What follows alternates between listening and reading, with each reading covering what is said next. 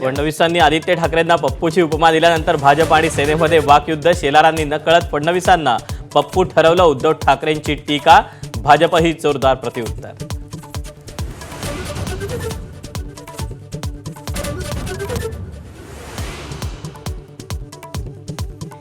मतदार यादीवरून धार्मिक राजकारणाला वेग. ठाकरेंना केवळ भोईर पाटील हेच दुबार मतदार दिसले. अन्सारी शेख दिसले नाही का, शेलारांचा सवाल. तर बोगस मतदार असल्याचं मान्य केल्यानं आभार. रोहित पवारांचा पलटवार.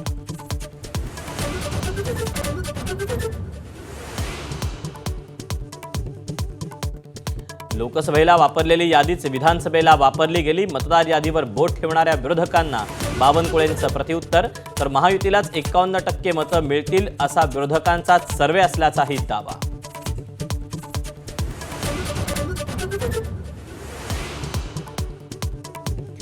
फलटणमधील महिला डॉक्टर आत्महत्या प्रकरणावरून सुषमा अंधारेंचं ठिय्या आंदोलन. पोलीस तपासावर प्रश्न उपस्थित करत अंधारे आक्रमक. जयकुमार गोरे चाकणकरांवर हल्लाबोल.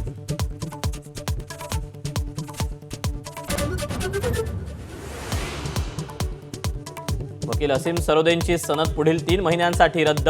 बार काउन्सिल ऑफ महाराष्ट्राचा सरोदेंना दणका.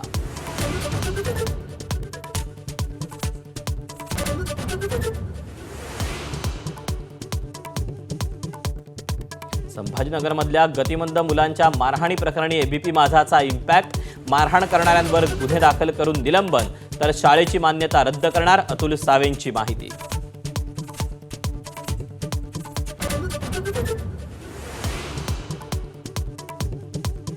महिला वनडे विश्वचषक खिशात घालत भारतीय महिला ब्रिगेडनं रचला इतिहास.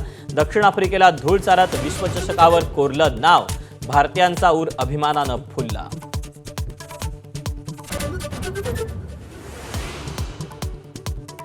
विश्वविजेत्या भारतीय महिला संघावर स्तुतिसुमनांचा वर्षाव. पंतप्रधानांकडून स्नेहभोजनाचं आमंत्रण.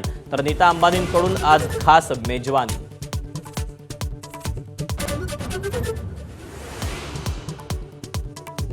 पाकिस्तान अणुचाचणी करत असल्याचा अमेरिकन राष्ट्राध्यक्ष डोनाल्ड ट्रम्प यांचा खळबळजनक दावा.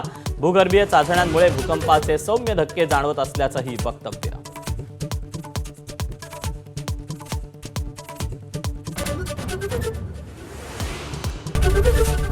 एबीपी माझा, उघडा डोळे बघा नीट.